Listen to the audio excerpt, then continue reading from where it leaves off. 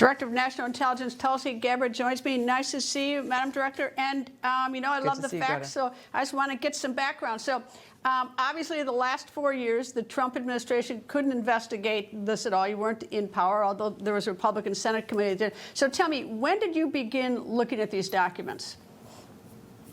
Greta, I brought together kind of a special team of individuals, intelligence professionals, shortly after assuming this position that President Trump nominated me for as Director of National Intelligence, to look for the truth around these issues related to election integrity.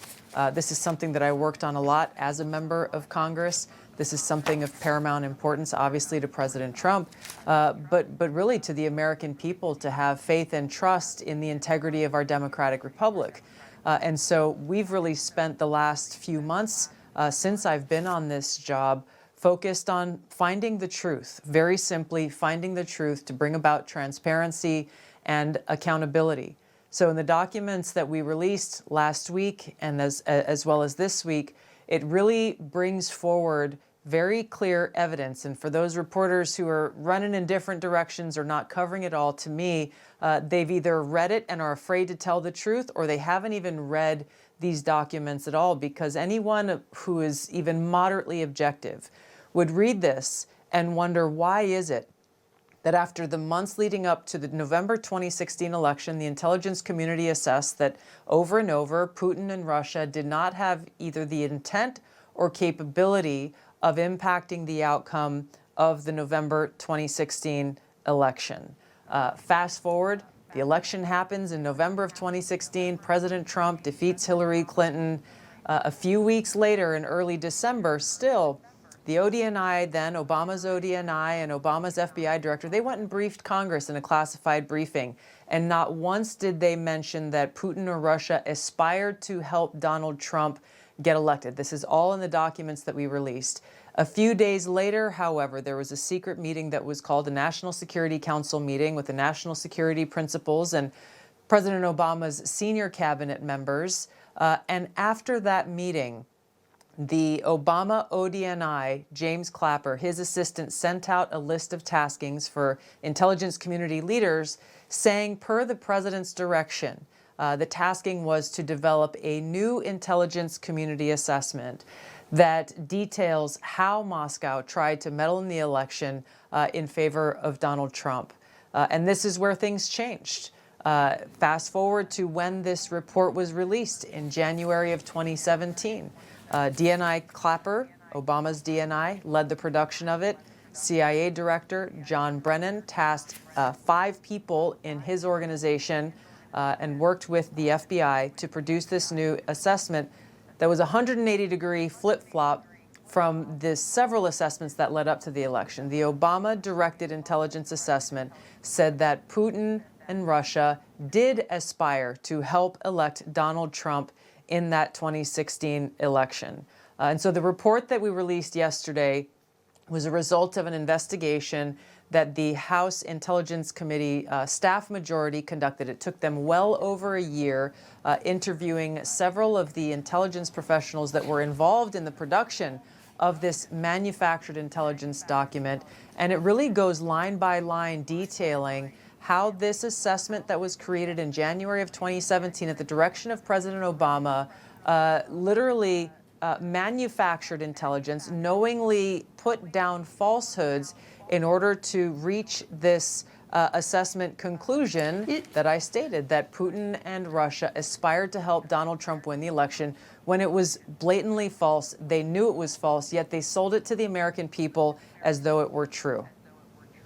You know, it's in my background. I mean, I want to see, I like transparency, so I want to see all, as much as I can. I've looked at the report. A lot of it is redacted, so I haven't. But in every situation, as you might guess, people leave fingerprints.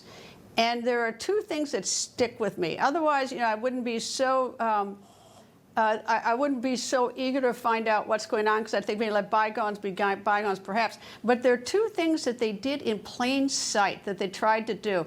And I don't think you can ignore that on October 19th, 2020, they cooked up this letter, 51 signatures, saying that all the Hunter Biden stuff was part of Russian mischief. And to make matters worse, the origin of this was Anthony Blinken, who then went on to become Secretary of State, calling Mike Morrell, who wanted to be CIA director. They get 51 people together to put this document together saying that the laptop thing was a lie, when 9 months earlier, the FBI had already seized the laptop, and they knew that was real. So that and then, of course, in the debate between Trump and Biden in late October of 2020, what happens is President Biden, then Vice President Biden, uses this 51 against Trump. Now, that's in plain sight, which is very suspicious. Now, let me tell you one other thing that really bothers and sticks to me. It's hard to tell someone's intent. You know, people can make mistakes, but I have not gotten over the fact that James Comey had some notes of a conversation with Trump. And what he did with them is he didn't have the guts or the courage to release them to the New York Times like he wanted them. Instead, what he did is he came to one of his pals in New York, a law professor at Columbia, he sneaked into them to sneak to the New York Times to publish. Why was he sneaking around like that? So we got these weird fingerprints that are in plain sight that make me enormously suspicious, which is why I'm anxious to see all your report, because there are just some red flags that got my antenna up. So that's what I have to say on this. Yeah, Greta, I mean, you're right. It is difficult to understand intent. This is the hardest thing. However, when you look at this manufactured intelligence assessment that President Obama ordered be created in January of 2017, within the context of everything that happened before and everything that happened after over those 4 years of the first Trump administration, then it is hard to draw, in my view, any conclusion other than that which I've already said, which is this was a conspiracy, a treasonous conspiracy to undermine the legitimacy of President Trump in that 2016 election and the legitimacy of his presidency, and enacted what was essentially a years-long coup. When you look at the years-long Mueller investigation, you look at the 2 impeachments, you look at lengthy investigations, smears by their friends in the media against President Trump, his family, his senior officials within his cabinet and within the White House.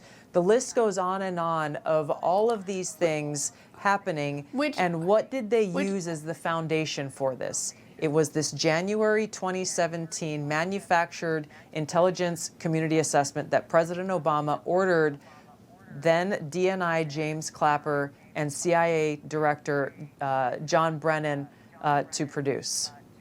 All right, well, we're going to need to see that sometime. But I will say this, is that they have left very visible, as I noted, fingerprints out there. They give very good reason that this should be pursued aggressively so that we see exactly the American people. Because you know a whole lot more than the rest of us, but there's certainly the fingerprints out there that warrant full and complete investigation. So we'll see. I look forward to full disclosure without the redactions. Director of National Intelligence, Tulsi Gabbard, thank you.